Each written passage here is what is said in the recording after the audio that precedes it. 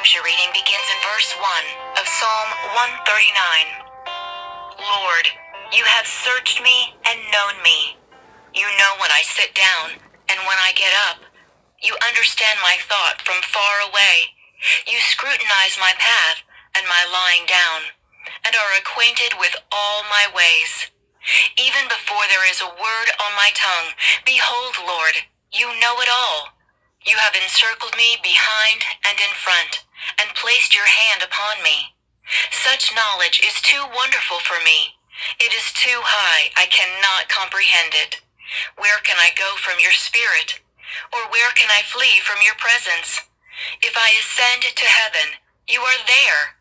If I make my bed in Sheol, behold, you are there. If I take up the wings of the dawn, if I dwell in the remotest part of the sea, even there your hand will lead me, and your right hand will take hold of me. If I say, surely the darkness will overwhelm me, and the light around me will be night. Even darkness is not dark to you, and the night is as bright as the day. Darkness and light are alike to you. There are two possible ways to respond to today's scripture passage.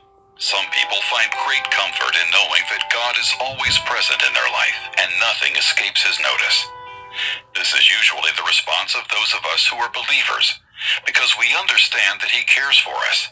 Why would we ever want to get away from the one who saved us and eternally loves us? But for other people, the same psalm brings discomfort. They feel exposed when they realize it's impossible to hide from a God who knows everything about them.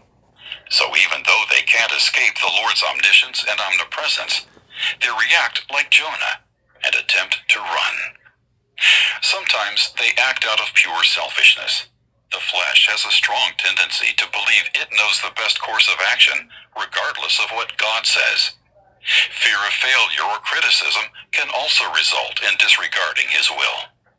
But often the problem is that people simply consider obedience too costly. What they fail to recognize is the real risk of fleeing from the Lord, missing out on his abundant life. Instead of seeing Psalm 139 as restrictive, try to recognize it as the all-encompassing protection of God. He's always watching over us for our good, and there is great peace in trusting and obeying him.